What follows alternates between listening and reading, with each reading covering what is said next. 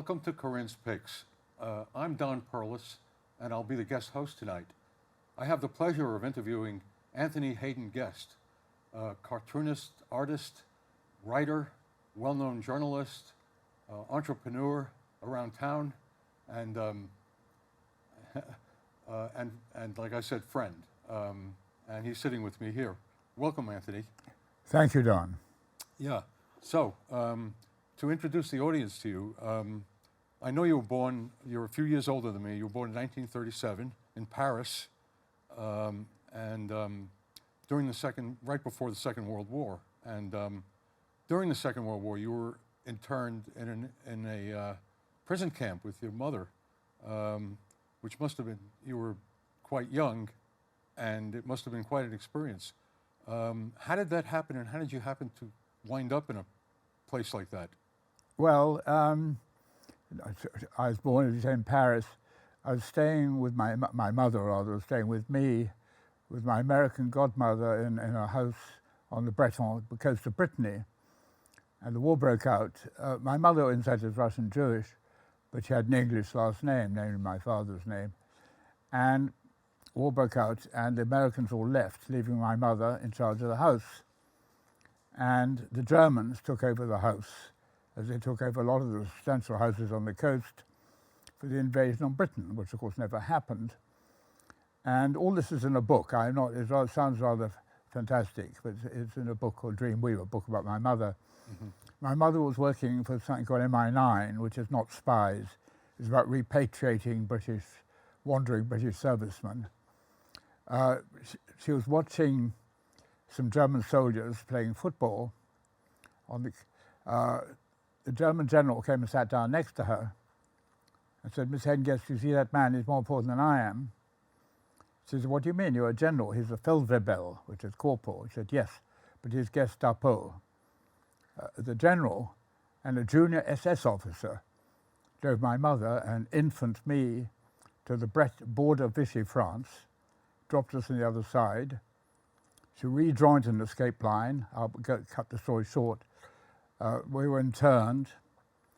She escaped under the fence with me, and so I returned to UK. Extraordinary. Did you go to London initially? Yes. Mm-hmm. And did you spend your childhood in London?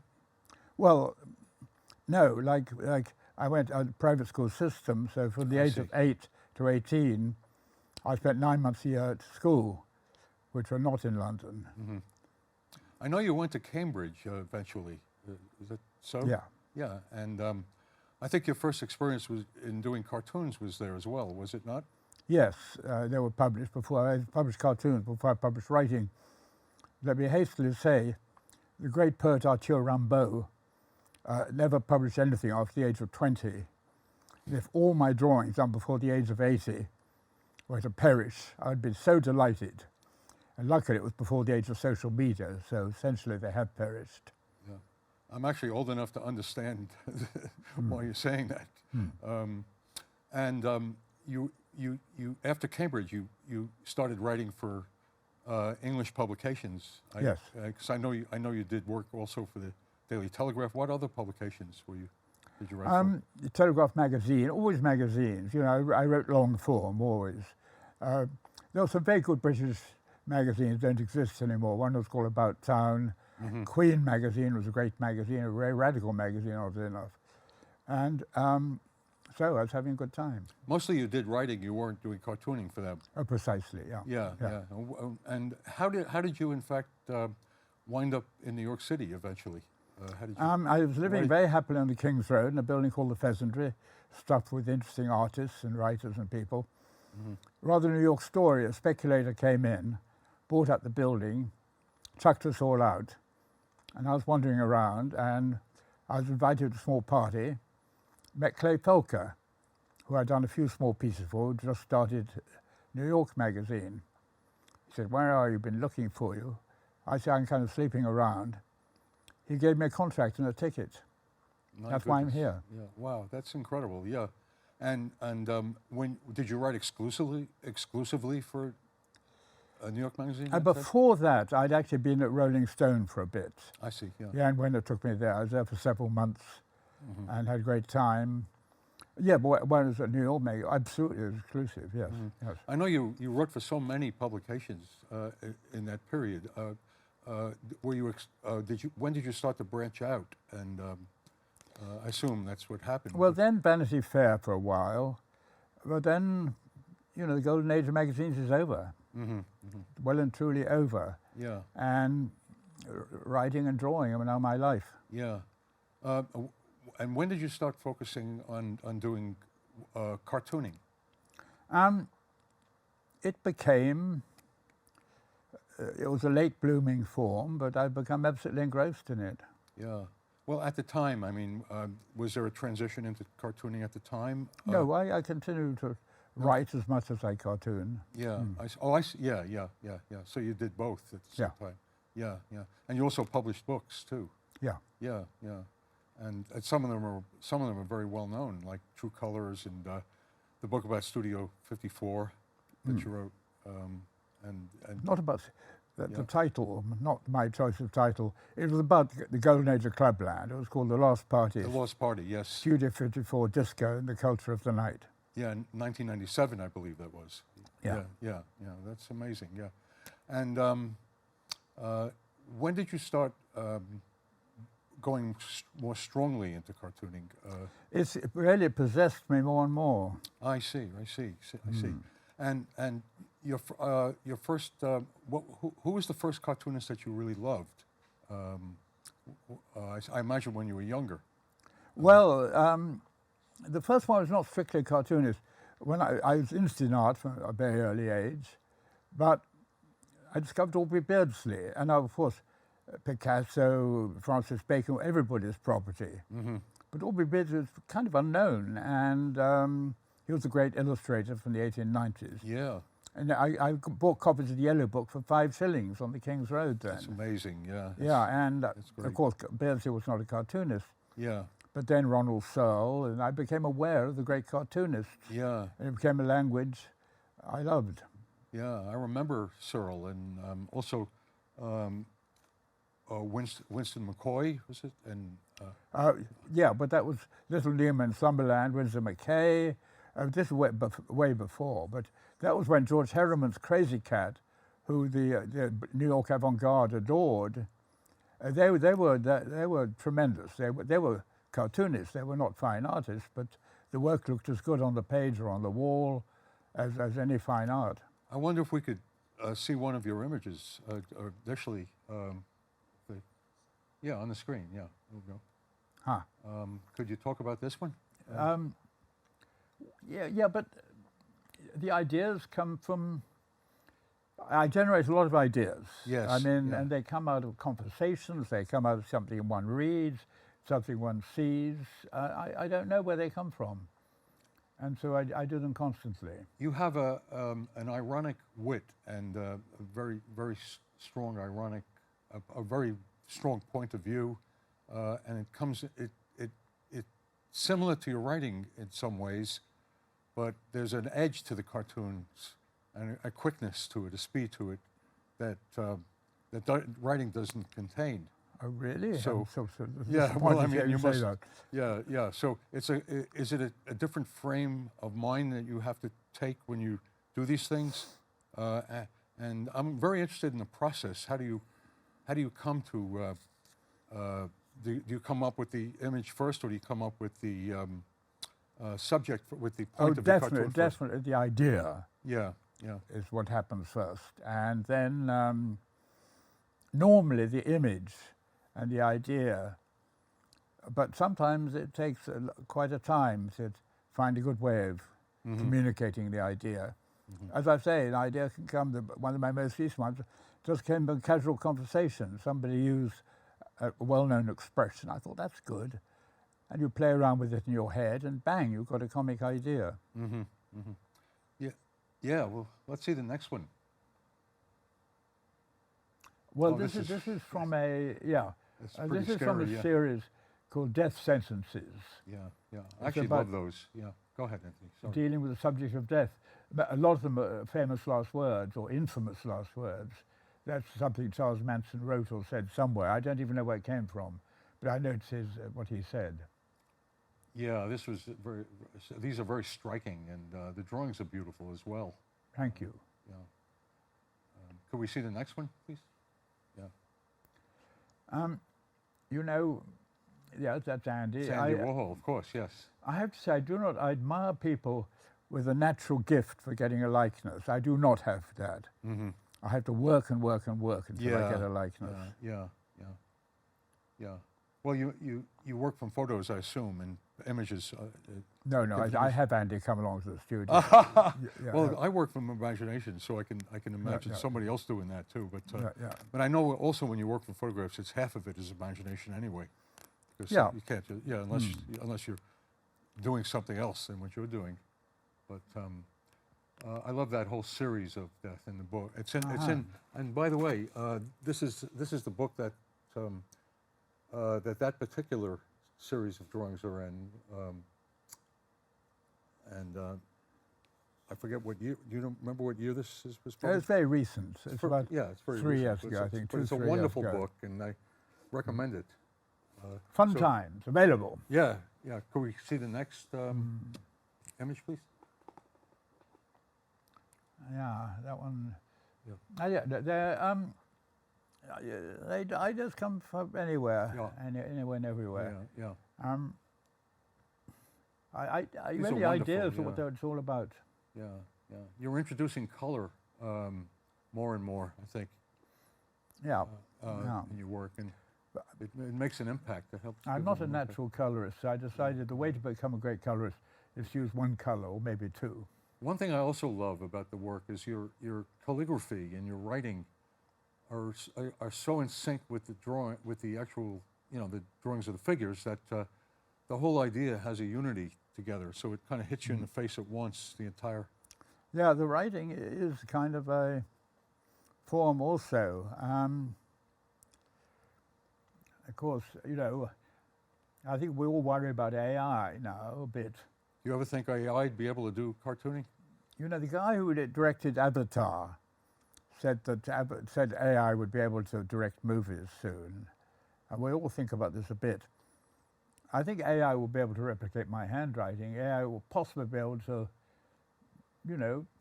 replicate my style of drawing. AI cannot come up with the ideas. Yeah, I think it's pretty sophisticated now. You could even try it, I believe, and see if it could. But I don't believe it ever could take away the kind of insight and personal humanity that you bring to all of these things. I believe if somebody got hold of a whole bunch of cartoon punchlines and got an AI image generator, said, okay, to mash them all up together and give me 200,000 lines. Some of them would be funny cartoon captions, but a human brain is going to have to decide which ones. Mm-hmm. Mm-hmm. Yeah, I would agree with that. Could we see the next image, please?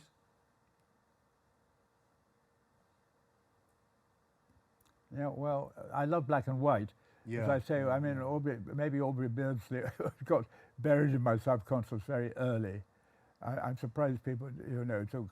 You have a really natural graphic sense, Anthony, and I mean the drawings work as pure images as well. Humor has, like many things in life, humor has speeded up very much. Yeah. I remember a very graphic example of that. Peter Cook and Nick Luard, two contemporaries of mine at Cambridge, started a magazine called The Establishment. And I remember they got the infamous Lenny Bruce to come over from New York. And he was so famous in America. The show tanked because British comics then would tell a joke, wait for the laugh, tell the next joke, wait for the laugh. Lenny Bruce was spritzing in the New York comic fashion. It was like a machine gun, bang, bang, bang, bang, which New Yorkers were used to. It was too fast for the Brits. Well, we caught up. Suddenly, then there was a satire boom and all that. And this also gets into cartooning. If it looks too artistic, it slows everything down. You lose the joke. Right. Yeah. You cannot lose the joke. Everything has to has to basically communicate the comic idea. I think we're going to have to go to a break now. So a couple of Okay. minutes and we'll come right back. Thank you. Okay.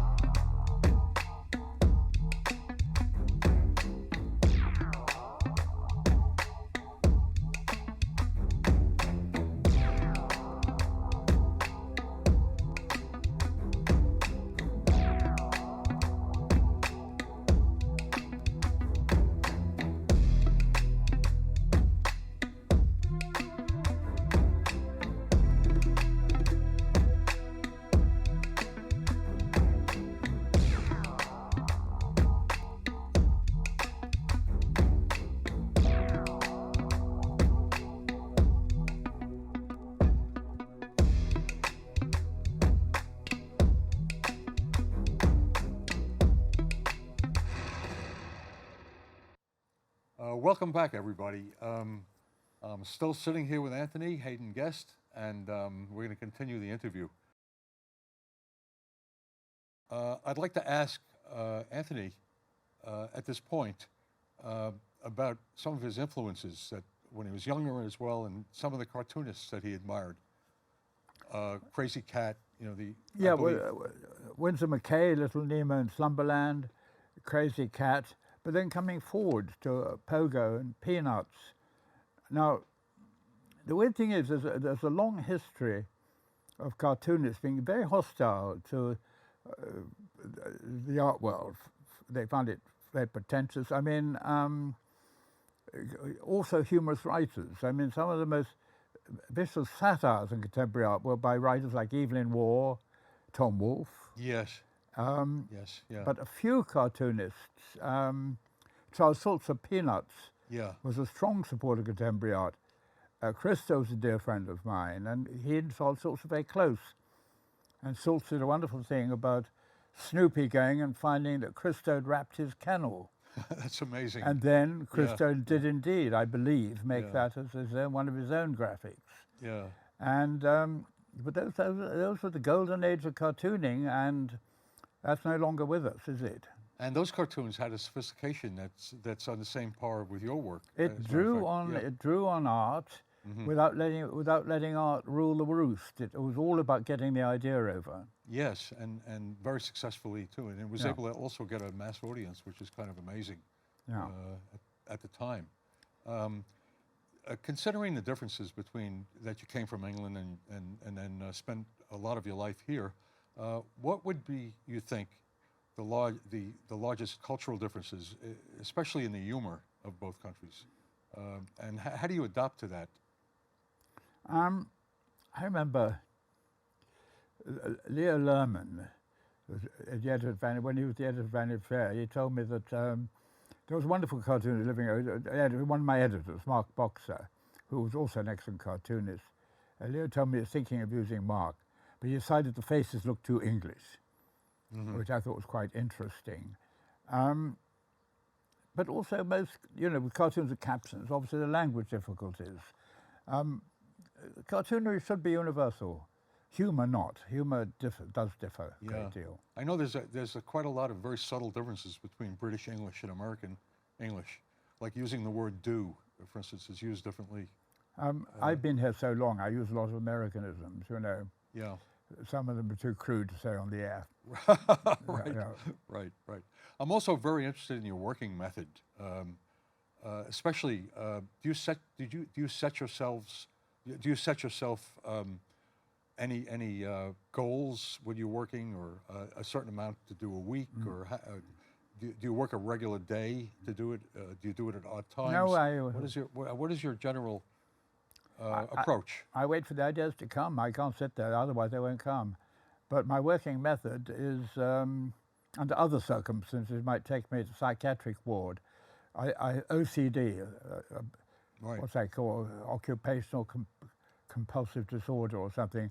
I will do the same drawing 40 or 50 times, and I think that's not good. The next day, most of them, they all look pretty similar, but that's the way I work. I go through an awful lot of paper. Do you come to a final one at some point, or do you just No, look then at the end, the next day, you pick one, or I pick one or pick 2 or 3 or something. right? Yeah. You go down to it, yeah. And do you execute once you pick the drawing? I mean, do you execute another one, or when you do the drawing, are you including the language the words as well? In other words, when you make the drawing, yeah, the drawing. so you make the entire thing. No, you already without the idea, you don't do the drawing. Right. And Right. you don't necessarily have the right words read, but Right. you just then arrive at the right words. So, I see. So the words in the picture are done. In other words, when you do a drawing, it's a complete cartoon with the words each time. When you say you did it 40, 50 times, is that with the words together when you do it? A complete drawing. Yeah, it's a whole complete includes thing. the idea. Yeah, it's quite a lot of work. Yeah, actually, in fact. Well, Yeah, I know it takes work. I know people who really work. Sure, so do I. As a matter of fact, I try to avoid them. But anyway, can we see the next image, please?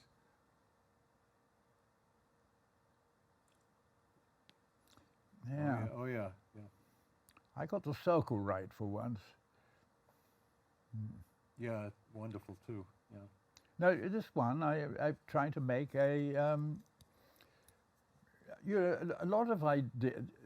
Not some ideas just come from Humorland, but some relate directly to the politics or behaviour of a particular time, and they unfortunately become vulnerable.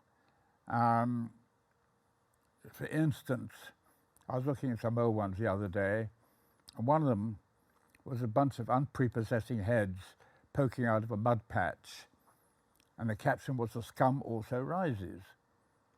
And I realised I'm dealing with a whole generation Yeah, that probably wouldn't even know Ernest Hemingway's name, that's right. let alone the title "The Sun Also Rises." Yeah. One cannot really use bookish allusions in cartoons anymore, and even movie allusions are going to become. This whole culture is, to start with, cultural memory has become astonishingly short, and shortening all the time. When I was 17, 18, 19, I knew a lot about movie stars who are no longer making movies. Now, people that age, young people won't know who Boy George was or Paris Hilton. Yeah. Things are shortening. Yeah. It's even more profound than that. I think it's getting faster and faster. Yeah. Especially with rock musicians. I mean, they come and go. They seem to come and go very rapidly. In that previous drawing, I don't want to go back to it. It's not necessary, but I love the way. Just a remark I'd like to make about your skill. I love the way you. Oh, there we go. Okay.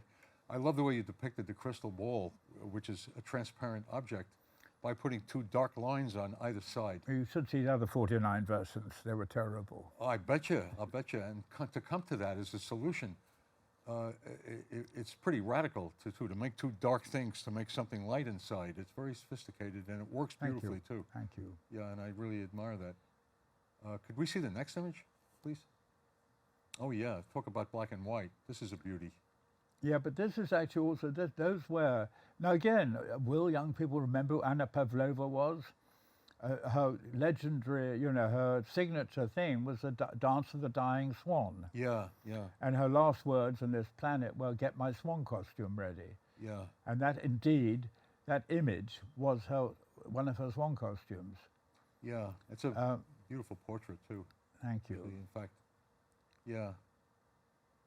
Yeah, so a lot of, it doesn't matter, I mean, really. Now I mean, this yeah. should be explained. This is a cartoon about word art.